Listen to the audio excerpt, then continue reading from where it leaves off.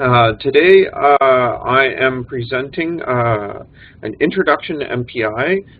It is from the basics. If you've never programmed at all in MPI before, or you're curious about it, then this is your talk. If you wanted more advanced stuff, then this you'll find very straightforward basics of MPI, so early days stuff.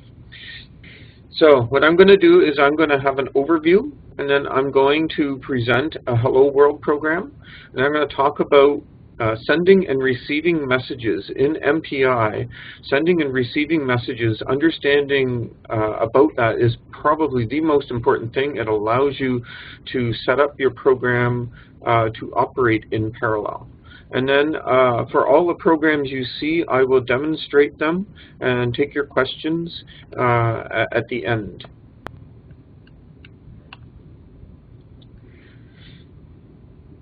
Okay. Well, first of all, what is MPI? MPI is Message Passing Interface, and it's a de facto standard dating back to 1994 with version 1 back then. It allows one to easily write code in parallel using C, C++, and Fortran, and you can pass messages back and forth to each thing running in parallel. Parallel simply refers to running things more than one thing all at one time. So if all you've done is traditional C, C++, or any language programming, and you haven't done anything with threads or anything like that, that program was running all in on one CPU, and it was doing one step at a time, one after the other. When you want to do things in parallel, you want to run things on more than one CPU or a GPU, a graphics processor, and you run them at the same time. That changes how you program. And so in this talk, I'm going to emphasize message passing and the message passing along and with C, C++, and Fortran examples. So it doesn't matter if you have a C, C++, or Fortran background. I have programs for each, and these programs will be available via a link after this presentation as well. Quick note, I should emphasize that if you're reading the MPI standards, you'll notice that in version 3 they deprecated, completely removed actually. They deprecated in version 2, and they completely removed the C++ language bindings. So if you're programming in C++, you should use the MPI C calls to do everything. Before getting into MPI, I want to just bring up, if you're doing research or you have your project and for some reason you have choices other than MPI, you want to consider choices other than MPI, what kinds of things can you do? There's pros and cons to each. You can certainly use OpenCL, which is CPUs and GPUs. You can use GPU-specific stuff, OpenACC, CUDA. Okay, all of these are more difficult to program. The programs you're seeing today are easy compared to the Hello Worlds in these programs usually. But if you need to exploit that kind of hardware, for example, if you're doing research that requires a library that uses one of these libraries, then you will need to pay attention to these at some point so you can interface with those libraries. There's also OpenMP, which if you already have a program that works but it's not threaded or anything like that, you can often make a number of your for loops in that if it's set up properly. Fairly quickly you can make it operate with some level of concurrency.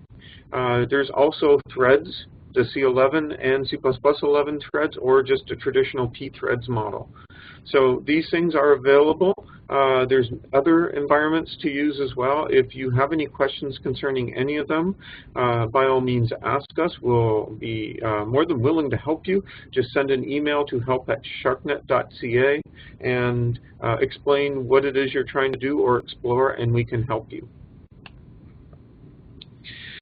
Now, some terms I want to just point out so you're aware of them. When one says the term distributed, they're talking, if we're talking about computers and CPUs and stuff, distributed refers to when we spread resources out over a number of machines, computers.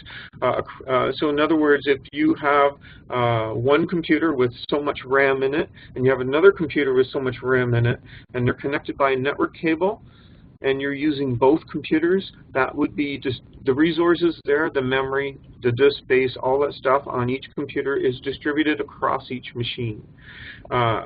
So that's important to note, because when you program in parallel, the communication time to transmit stuff from one spot to another can become very significant. So normally when you write a program, you're often worried about how long it'll take to run, to actually compute your answer. When you're doing parallel programming, you also are worried about how long it will take to transmit the data from one location to another. And it's a balance between computation and transmission of data. So that's important to realize. Another thing to realize is that a message is just a fancy word here.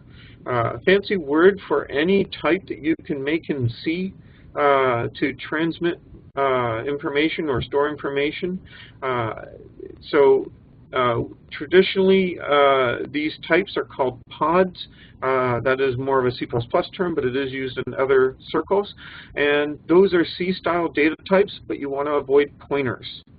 So if you are used to, say, object-oriented programming in C++, you do not want to have objects that use virtual inheritance or virtual functions anywhere at all if you're going to send that object as a message to another node. If you do use virtual, you will need to carefully transmit the data for that object piece by piece, or do some other tricks to accomplish transmitting it. So this talk does not concern that. That would be an advanced programming thing. What you want to do is keep your data structures, your variables, everything very simple. You will often hear with MPI and other parallel things terms such as SIMD. Sometimes you'll see SPMD, single instruction, multiple data. The way you can think about this is that you have one program, and then you're going to pump it one or more streams of data to do your processing. You're not going to really see that much today, but it's important to realize that typically when you write a parallel program, you're writing one program that can process multiple data streams at the same time. Finally, you might see the term UE, that means unit of execution, in this talk. That is an MPI process, and that is equivalent to a CPU or a CPU core. For MPI, in the parallel programming model, it's very important to realize that MPI assumes memory in each process is not accessible in another process. If you have two things running at the same time in MPI, and you want one of those to tell another, the other running entity, some data, some message, you want to send it a message, then you have to literally send it a message. There's no way to have a variable declaration and say, oh, you know, use this variable, use this value right now. That you cannot do. MPI is assumed to be completely distributed for what variables you have in memory. There are some implementations that may allow you to do otherwise, but you should assume in general that you cannot share variables in MPI. Now, as I mentioned before, the communications to transmit your messages, to talk back and forth between each node, is not free. So if you need to send 10 megabytes of data to 10 nodes, then from one node, then you need to transmit 100 megabytes of data. And that will take a little bit of time, depending on the backbone setup of the machines. The machines here at SHARCNET are set up so that that can occur fairly quickly. But if you do this a billion times in a row, a billion times anything winds up being much slower, and you have to plan out where you're going to send and receive your data. The way I would put this is if you were working with people, and a whole team of people, and you're the supervisor and you get all the data, say, and now you have to spread the load out amongst everyone. You have to chunk it out. You got to give a piece to each person that they're able to do it, and then as everyone does stuff, you share things back and forth, and you're transmitting messages back and forth. Really, when you program an MPI and any parallel programming model, you should think in terms of transmitting messages back and forth, just like you would if you were on a team and you're exchanging information back and forth between your teammates. Now, right now, since you're starting out, you won't worry too much about this, but later on, once you get a little bit more comfortable, you really need to remember you want to create all your data structures or objects, whatever you want to call them, so that they're pods, plain old data, structs, normal variable declarations like doubles, and arrays are great. You can use standard string and standard array and standard vector if you're using C++, but don't go outside of those. You want to use these. These are ideal data structures for parallel programming. The other thing you want and need to do after you start getting a feel for it, you try a few programs, is to think about what you really want to do and how you'll go about doing it before writing any code. You can get some experience doing some parallel programming, but once you get some experience with that, you have to start thinking about, okay, how exactly do I want to do this? Because you're thinking not only what steps do I have to do to compute the answer, but you're also thinking about where am I going to store it and where am I sending all this data to and from. If you have 5 things running in parallel or 50 things running in parallel, who gets it? Is it number 49, number 32, number 6, all of them? You have to decide on this.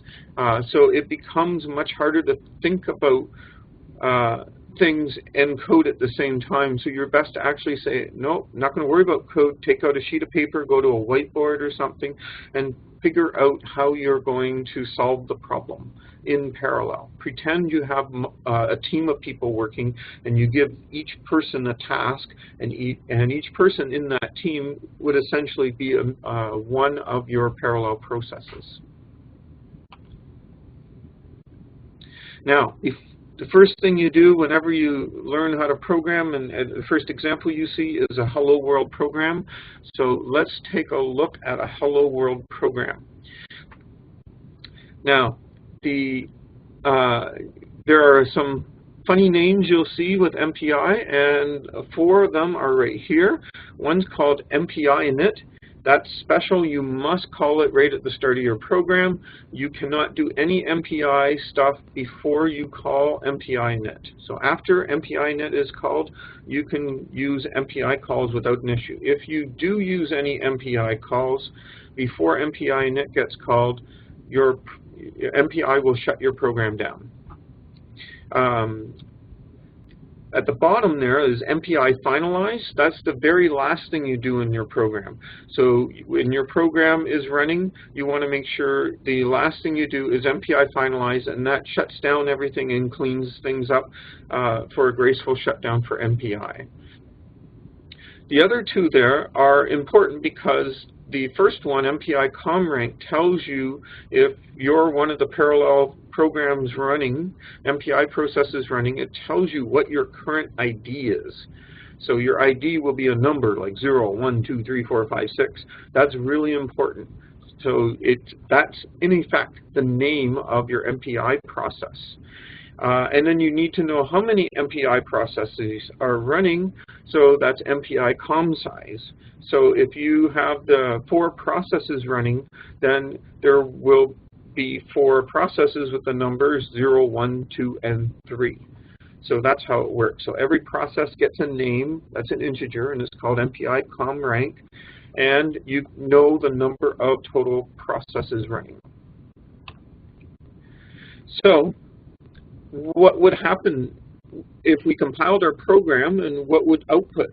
Well, with MPI, as you can see here, we have Hello World. being output, but notice I am process 1 of 4, and process 0 of 4, 2 of 4, 3 of 4, and that first run on lines 2, 3, 4, 5. Notice the output order, 1, 0, 2, and 3, is different than the second time I ran the program on lines 7, 8, 9, and 10, where the numbers were output in 1, 2, 3, and 0. Every time you run your program, everything can come out in a different order. So this is one huge difference between parallel programming and normal sequential programming. When you write a program sequentially, everything comes out in the same order or in the exact way that you told it to. When you run things in parallel, you have no idea what order things are going to happen in. If you want to enforce an order, you have to use various commands to do that, various calls to do that. So let's take a look at this Hello World program in Fortran 90, C, and C++.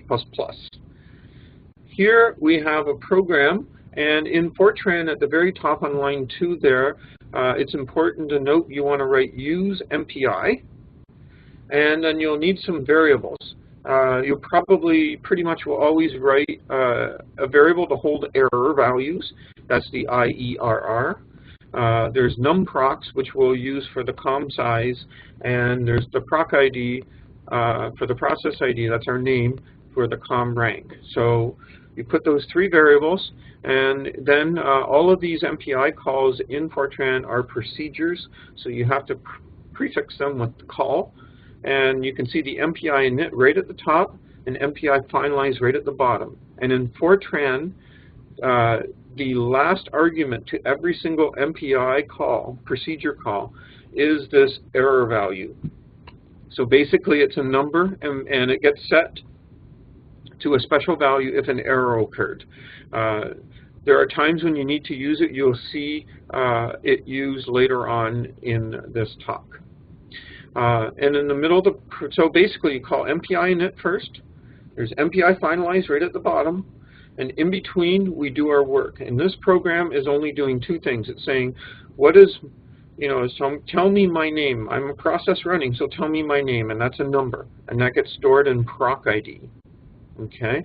And COM size is, that call is telling me the number of processes there are running. So it says, hello world, I am process proc ID out of numproc. If we go back to this page, you can see that that's what this output is. Hello world, I am process 1 of 4 or 2 of 4, that sort of thing. Similarly in C, this code is 100% identical to the Fortran code, just C code. In C, there is no integer error argument as the last argument to all the calls. So MPI init and COM rank, COM size, and finalize. Notice there's no IERR variable as the last argument. Instead, in C, that value is returned from each of these functions. So if you want to process it, you put your variable equals and you call your function. I'm not using that variable here. This is just to demonstrate. So if you are switching between languages, you know the difference and where that value actually gets reported to a C or C++ program. Now in C++, everything is virtually the same. I have 2 C++ programs here. If you are using C++ because you're using a C++ library or 2, great. But if you like printf, the proper way of using printf in C++ is to use cstdio at the top there, line 1. Notice in C you include standardIO.h, but in C++ you include cstdio. That's the proper way of including C headers in a C++ program. You delete the .h and you put a C in front. The MPI.h keeps the .h after the MPI. You'll probably want to do a using namespace standard. If you program in C++, you know about that. And the code is otherwise the same as the C code. Now in C++, if you wanted to use IO streams, that's okay as well. Just include IO stream, and then you can write cout instead of printf. Once you have a little test program like this, or you want to do something, you want to compile your program. So to compile your code, you would put MPI C, MPI C++, or MPI F77 or F90 on SHARCNet. Some systems it's called MPI Fort. You use one of the MPI commands to compile your code. The options are just like using a command line compiler. So the -O is what it outputs the program as, and then you put the name of your source code. So hello world.c, hello world.cxx, hello world.fortran90, that kind of thing. If you are done your program and you're running it for a production run on SHARCNet, make sure you compile your code with a -O2 for optimizations, so this way your code will run faster. Because if you don't put that, the code has no or little optimizations in it. If there's anything that goes wrong with the compiling, just like using a normal C or C++ or Fortran compiler, it tells you the line number and error messages involved. So if you're on your own computer, or if you're on a SHARCNet development node, you can run the program now that you made it. I've made all the executables here .exe, so you always know that the .exe file is the program you're running.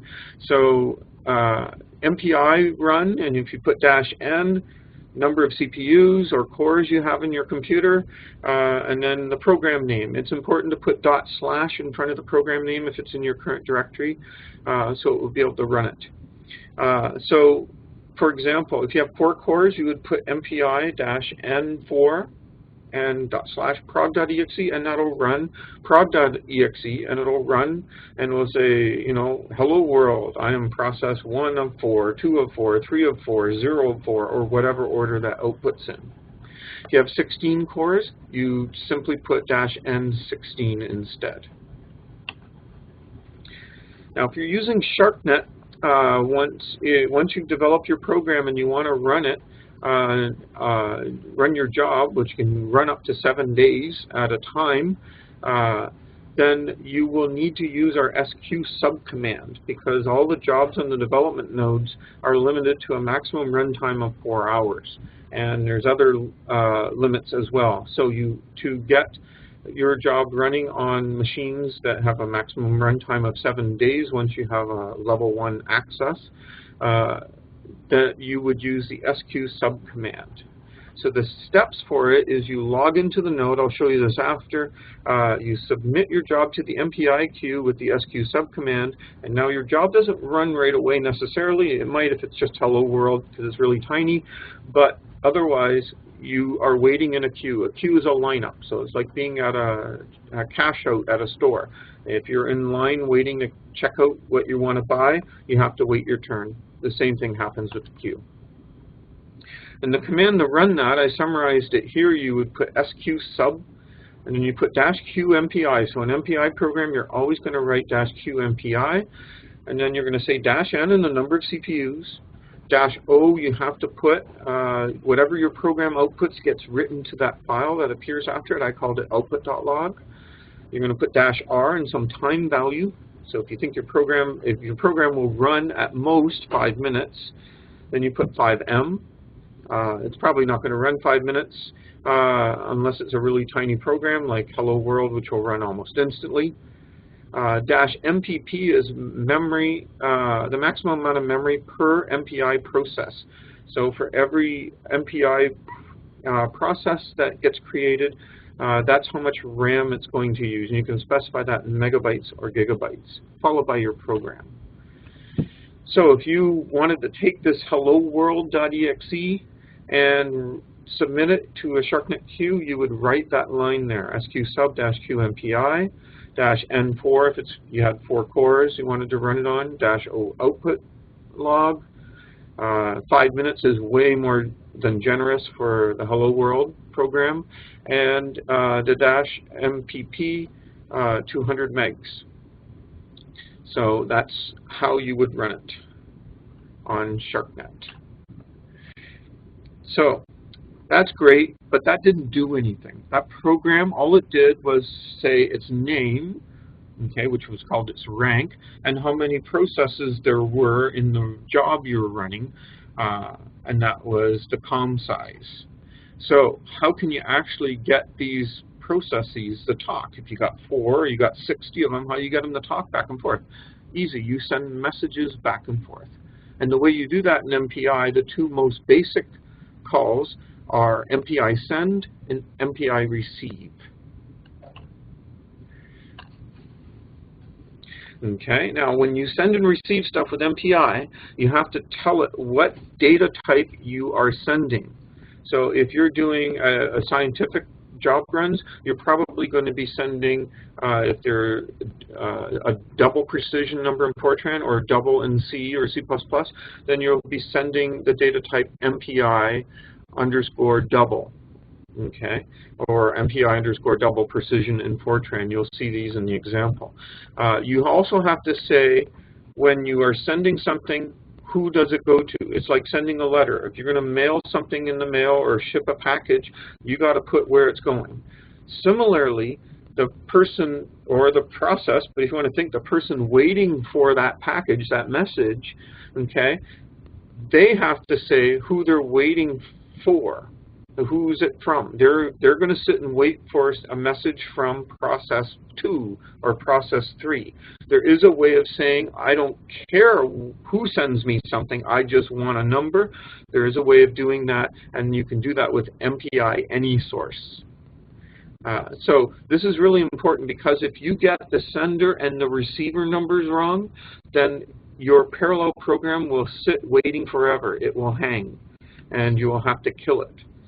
So it's an easy mistake to make at the beginning, but it's good to be aware of it, so then you can make those mistakes and learn not to do them, and you're off to the races. MPI send has a lot of arguments. So I have this slide here, so you can come back to it and look at it. I have comments in the code that show you what the arguments are, but basically everything you pass MPI send is an input argument. And you pass it the buffer of what you want to write, the data in other words, and since it allows for single variables or arrays, there's a count value. The count value is a second argument. If you're only sending one variable, like a double, then you just put 1. If you're sending an array and there's 10 elements in the array, then you're going to put 10 for count. Okay, the type is the type you want, and then the destination will be the rank, that process ID number that you want to send it to. So you say who you're going to send it to. Right now, your beginning tag, just leave it always set to 0. Tag allows you to basically label a message with a special number. And you can, the tag's important, because if the tags don't match, it won't receive it. But you can worry about that later. So for now, just set tag to 0 all the time. And for the COM argument, always set it to MPI COM world, which will just work for now since you're just starting out. Receive is almost exactly the same, except the buffer argument in this case is being written to. When it receives data, it will write to it. It's very, very important that you pass that buffer having enough elements in the array to hold everything received. So if you set count to 5, you better have 5 elements in the array. If you set count to 1,000,000, you better have 1,000,000 elements in the array. Right now in this talk, we're only going to have count set to 1 with single variables. The rest of the arguments are almost the same as MPI send, except we specify the source that we want to receive data from, the source rank. Now, you use types in your programming. So there's a quick chart here so you can see it. If you want to send or receive an int, you put MPI underscore int. If you want to send or receive a double, you put MPI underscore double, okay, etc. So that's what this table's for. Notice the bool is special there. If you use it and you're doing C++, use the C-type bool, underscore capital B-O-O-L. It's probably the same as C++'s bool, but since there's no C++ bindings, you don't know for sure. If you're in doubt, you can just send an int instead. Fortran, very similar, although the names are slightly different and they correspond to Fortran types. Okay, so let's look at a send and receive programs. I'm going to be showing you some outputs and some code pieces, and then I'm going to show you it live for real. I'm going to go through these examples. So we're going to have a program that's going to have process 0 sending pi 3.14 to process 1. So a sample run of this program, if we look on line 1 there, we got MPI run -np2. So the number of processes is 2. And we're going to run the program called send recv1-c.exe. So send receive 1.exe. The -c just is this was the C compiled version. So on lines 2 and 3 are what the program output. And the program output proc ID 0 sent value 3.14 to proc ID 1. The next line, proc ID 1 received value 3.14. Wonderful. And then the program ended. And I said, well, let's run it again. What happens if I run it and I put 3 instead of 2 for a number of processes? And I got this output, MPI abort was invoked. And it's a little bit longer, so I snipped it. Okay, you're going to see a statement at the top of the program. This program, example 1, has to be run with 2 processes. If you run it with any other value other than 2 processes, you'll get an error. It's a little bit more general than that, but I'll show you it here. Now, the previous Hello World program, okay, is the same. All we're doing is adding additional lines. So up to line 11 here is identical to the C, C++, and Fortran programs. They're all identical. Okay. Starting at line 12, I have this if the number of processes, sorry, it's not 2, then I tell output an error message. If that outputs or not, MPI may or may not do that, but I have an MPI abort line on line 15 that causes it to shut down. Okay, and it shuts down with an error status of 1, and that's because this program cannot be run with anything other than 2 processes, MPI processes. Now, if we have number of procs equal to 2, that if statement's false. So we can ignore it. From line 12 to 16, we can ignore it at the bottom there. And the program flow will come down further on the page. If we go up and look, MPI com rank sets proc ID. That's our name. That's our process ID. So if we had 2 processes, that'll either be a 0 or a 1. So if we are process 0, that's what line 17 there, if proc ID is 0, then what do we want to do? We want to send the number 3.14 to process 1. And that's exactly what we do. So we make a variable, I called it pi on line 20 equals 3.14. Okay, and line 21 I do MPI send. I have to put INC an address of in front of my variable on that first variable there. And then I only have 1 value. It's not an array, so I just put 1 after it. It is a double, so I put MPI underscore double.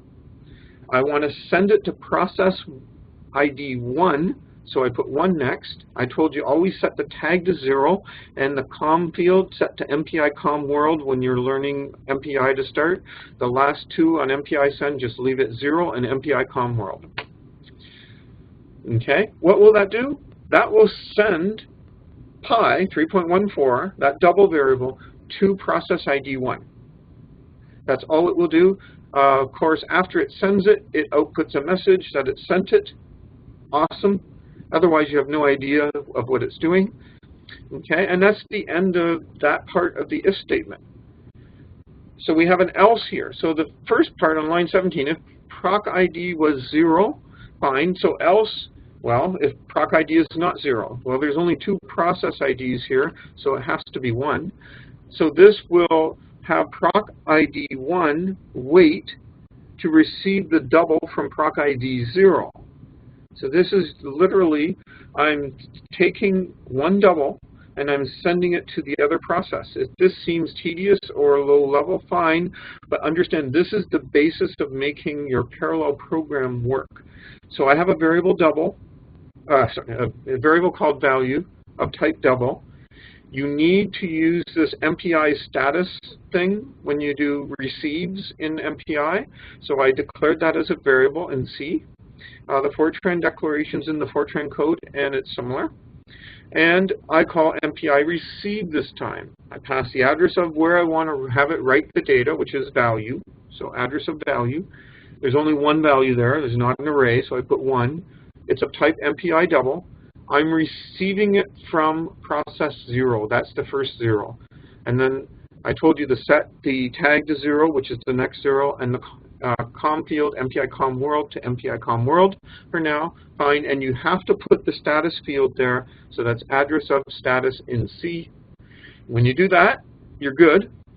And if the return of that is MPI success, then you got your data. If you didn't get MPI success, you didn't receive your data. It is extremely important here that that first 0 after MPI double on line 29 is a 0. When you put 0 there, you're saying I'm waiting for a double from the process whose name is 0. So if you send it from another process and not process 0, this will sit and wait forever. Okay, so once it gets a value, if it was successful, it outputs it. If it wasn't, it prints out a message that it didn't. And the very last line of the program, line 36, is identical to the previous one. So that's the first example. The big deal, you'll see it in a sec, but what I want to show you first with these, example 2 and 3, is adding one thing at a time. Let's make it so this can run more processes. So if we want, we could say number of processes is 6. Okay, and because if you're running this on your own computer and you only have 2 cores or something, don't panic. It does multitask, so you'll be able to try out running more processes even on your own machine.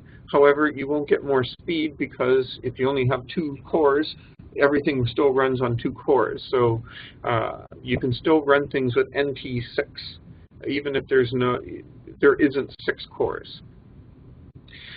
On SHARCNET, you definitely want to run to the number of cores because you want performance, 1 process per core.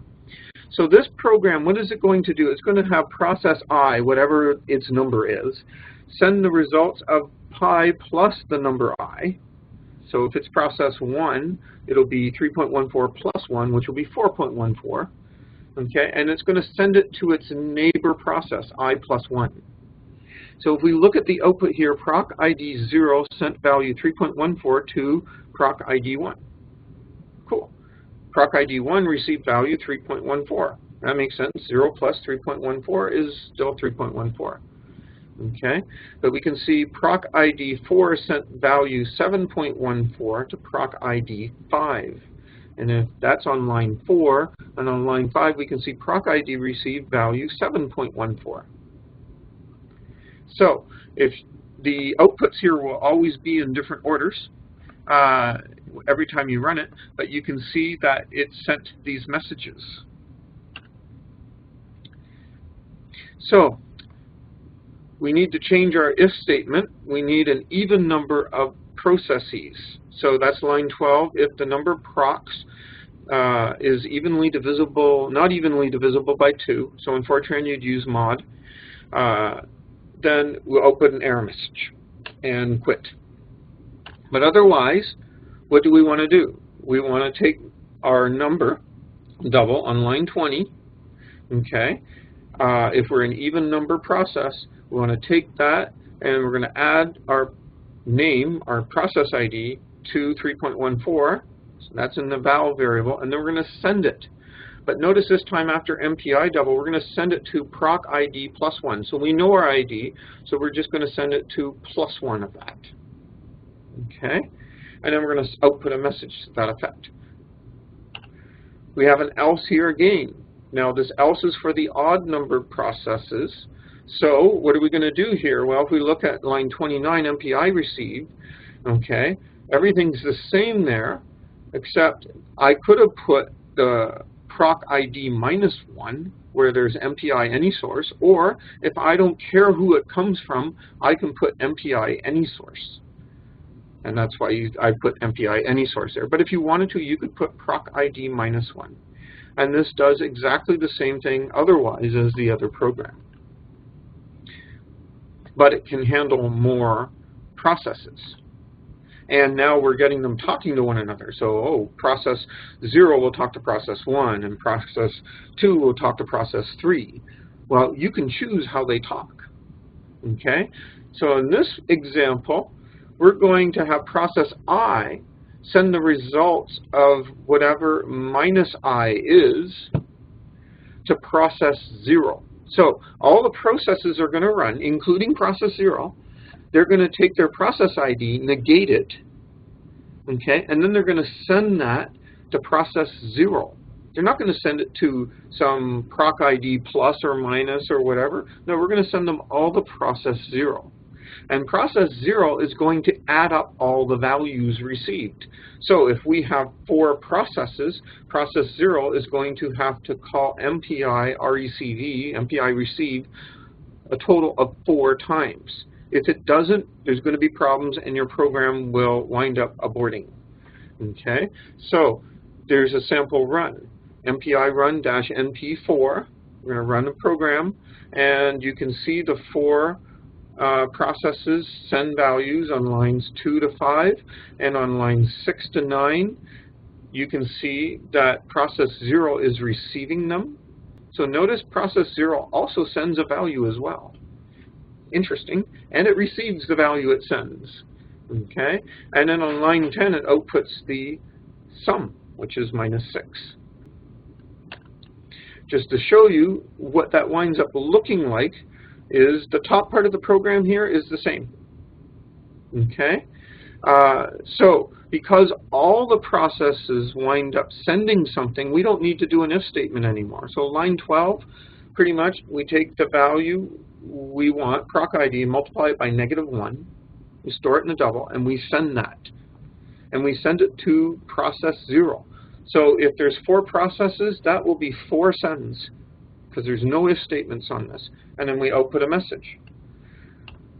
We need a way, though, to say, hey, process 0 has to do something special, and that's why we have an if statement here. So if proc ID is 0, then, so this will only run on process 0. The rest of them, it'll be false, it'll skip the if statement. So what are we going to do? Well, we declare some variables. We have a for loop. We loop from I = 0 all the way up to 1 less than numprocs plus I, and we receive our values. So we receive them one after the other, and if we successfully received it, we will output a message and increase the sum. Otherwise, we will MPI abort, which will cause the whole program to die, and all the MPI processes to die. And so hopefully that never happens, but you know, if your program's not designed to handle errors, that's probably a good thing, because then you know something went wrong. And then finally, you output the total, and then the close curly on line 29 is the closing of the if statement that starts on line 16, and we finalize the program. So this here is the program that takes a bunch of values, sends it to one process, and that process does more processing. Now in MPI speak, which you'll learn at the next talk, this is called a reduce operation, but I'm showing you how to do it here with sends and receives. And it's very useful to understand how send and receive work. People have written many wonderful programs in MPI using send and receive and only a couple of other operations. So you can do a lot of things. But now what I'm going to do is I'm going to show you these programs working. And this way you can see how they function and see how they get compiled and things like that. So what I'm going to do is bring up my shell window, and I'm going to log into SHARCNet.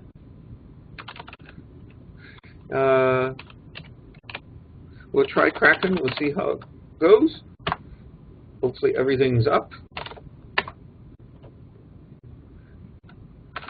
Okay, so I've logged into Kraken. Okay, and at this point, I am in the login node. We ask that you don't develop stuff and do things on the login node. Furthermore, the jobs on the login node are limited to 1 hour in length and other restrictions. So what we want to do is we want to log into one of the development nodes. And let's just try the develop node 1. Okay, I did that. Where do I get that name? That's on our facilities page on the systems involved. The new user seminar points that out. If you've forgotten or anything you need our help, simply ask for help at help at sharcnet.ca, and we will be able to help you with that. So now I'm on a development node. Very important here, notice that the number changed. I'm on bull 132. The login node was bull 128. So that's how you can tell that apart. I have my code already here in this directory, so I'm going to go into it. And let's start with the Hello World program. Okay. I conveniently made a makefile, so you'll be able to have that with you. And you can manually type the commands too. Notice the Fortran 90 command right here, MPI F90-O hello world F90.exe, and compiled for optimizations hello world.f90. Okay, and I even conveniently put the command you want to run it as. You just have to substitute the number of processes you'd like for the number of cores. Okay. And this makes a bunch of programs. But before I run it, let's just take a look at the F90 program. Okay, so this, as you can see, is the same program I presented in the slides written out. And if we were to run it, then I'm going to go MPI run, and I can do this on the development node. Okay, I'm just going to choose 2 processes, hello world-f90.exe. Okay, and here I go. I get output 0, 2, 1 of 2. You don't know the order it'll be output when you only put 2. There's not much variation, but that is how it goes. And if you put more processes, you can get different things. Now, if you want to do an SQ sub thing, the way to do that is, once you've loaded the modules you need, okay, is you're going to run SQ sub -q MPI. Let's say you do 2 processes, and we want an output file. And we're certainly not going to be running more than 5 minutes with this program. I won't specify the RAM just to have this line be shorter for the moment. And I want hello world f90.exe. So if I do that like this, and notice that if you don't put the RAM, it assumes you need 2 gigabytes per process, MPI process. So for this program, that's excessive. So you might want to reduce that. In other programs, that might not be enough. And that's very important, because if you exceed the runtime limit or you exceed the RAM amount per process, your job will be killed. Now, you can run SQ jobs to see what kind of state it's in. Now, this job has already finished. You see a D here is done. If it was waiting to be run, it would be a Q, and if it was running, it would be an R. And we can see we have a job ID number here as well. So if you have a problem, you can report it to us. And this tells us what nodes it ran on. It ran on NAR 179 and NAR 240. So it ran on 2 different nodes, dedicated CPU. It ran on those 2 nodes, and it took a total of 24 seconds to run. That includes the setup time. Okay, now if we look in our directory here, we have an out.log. So let's look at out.log. Here we go. We can see the output we saw on the screen, so that's how it ran, but it gives us additional detail here, including the job ID, the exit status, you want to see a 0 there, okay, how long it took to run on the CPU, which for this program is essentially nothing, the elapsed time, and how much memory wound up being used. So out of 2 gigs, I only used 6.6 megs per process. So that's very useful to know. Okay, so that's how you can run these jobs. So all these programs in this directory work the same way, so I'm not going to run each one. You can try out the files after the fact. Okay. If I compile these, okay, and I can also run these. This is the second example you saw, the first real one. I'm going to put 2 here, send, receive, and let's do the C one, just like the notes, and we want a // here. And there we go. We can have some fun. We can say, well, what if we put a 3 here? Ooh, this is the MPI abort. So don't panic if you see something like this. If your program stops working and it dumps a bunch of things, there's a bug you have to fix. In this case, because MPI abort was called, that was intentional. So an intentional bug is always better. Let's take a look at that again. Let's take a look at that C program. And what do we have here? We have this MPI abort on this line.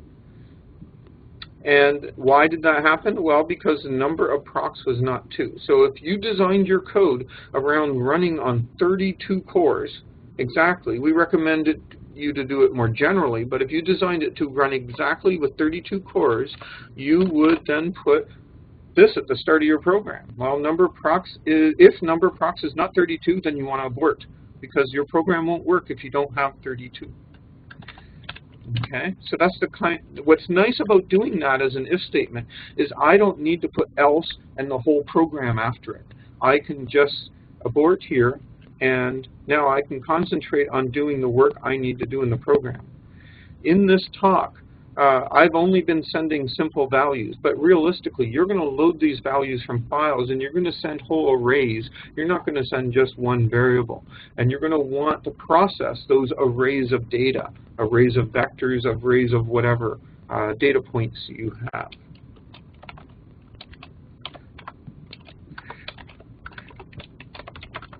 Because I had the outputs on the thing, I'm going to jump to the last one. I'll build it, I'll run it, and then I'll open it up to questions. So this last program I built here, and I will run this here locally on the development node as if I'm debugging it and testing it. And let's run it with 4 processor. I'll put 6 on this one. Okay, and send, receive, we'll run the C one. They all run the same. And there we go. Notice the output now is totally different than the output you saw on my slides. And if I run it again, the output will be different again. Every time I run it, the order of everything will be different. So this ends this talk. I'll open it up to questions. In 2 weeks, this talk continues on with my colleague, Pavel, and from this point, and he will explain how to do more than this, but this is the baby steps, so you can do the fancier things, which Pavel will start getting into next week.